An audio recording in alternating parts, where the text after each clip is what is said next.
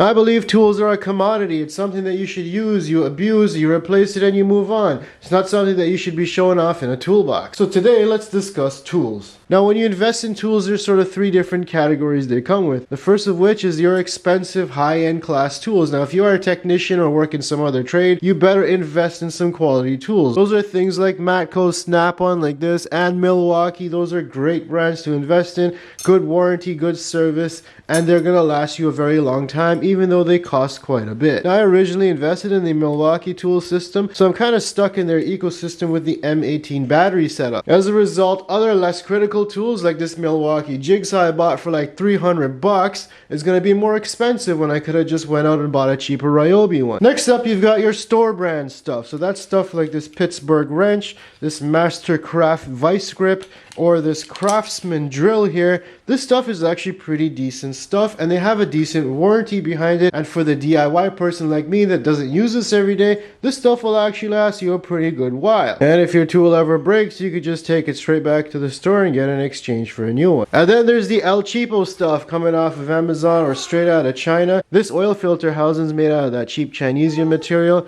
You'll see the socket inside of there starting to round out already. I've had one where the tabs here start to break off.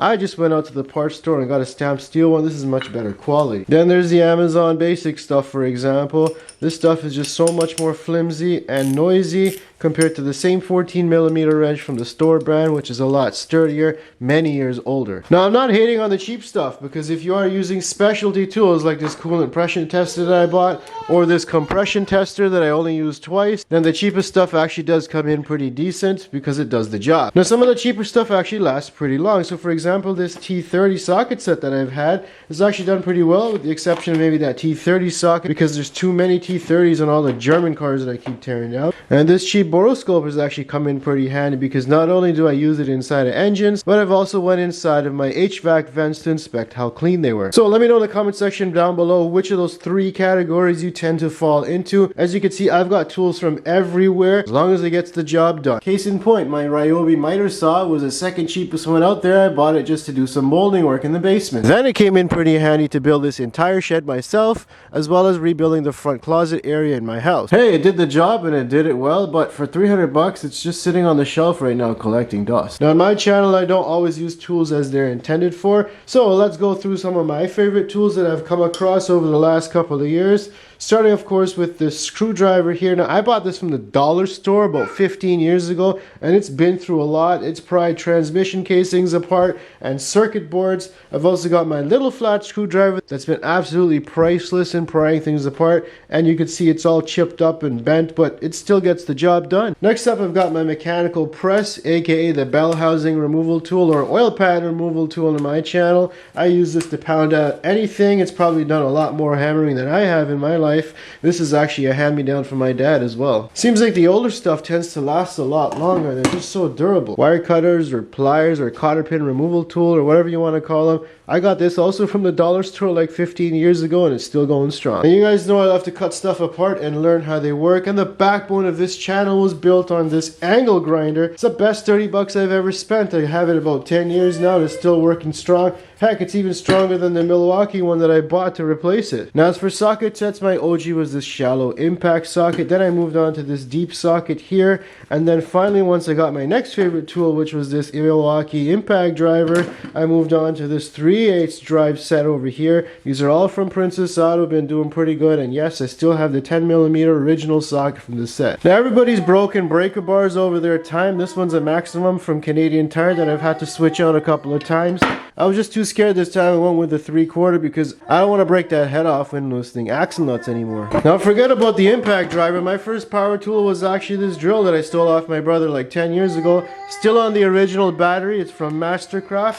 Mostly use this when doing drywall work, and that's why I've got the star end on there. Speaking of drills, I break impact socket sets and drill bits so frequently, especially when you're drilling into metal. So if you guys can recommend a proper drill bit set that can drill into metal very easily, let me know in the comments comment section. Couple of honorable mentions, I've got these twisted end pliers here, which are really good to pry things when I take things apart. And then of course we got these channel locks, which are really great as a wrench. You can also put them together to squeeze things, and it's also an adjustable hammer. While my pry bar set is not that old, it's also been invaluable for prying things apart. I think a whole set of these was like $8 at Princess Auto. Now this tool cart's one of the most convenient additions I've had recently. It's really easy to just roll this out on the driveway if you want to work on something. Not long ago, before I had this, I was fetching my tools out in a little plastic tote. Now this little jack and this jack stand set are also hand-me-downs from Dad. The old stuff was just so much sturdier. I prefer to use this over the lighter, flimsier style that they have nowadays. As you can see, I'm not particular to any brand out there, so if you are a tool sponsor and you want to set me up, send me a message on my socials down below. Now when it comes to warranty on tools, I definitely recommend getting one with a good warranty and good service. Now this Milwaukee half-inch has been dropped, abused, and smothered in grease many different times, but I had to warranty it out one time because it started smoking out and stopped working. They did a really good job rebuilding it as it came back working a lot more powerful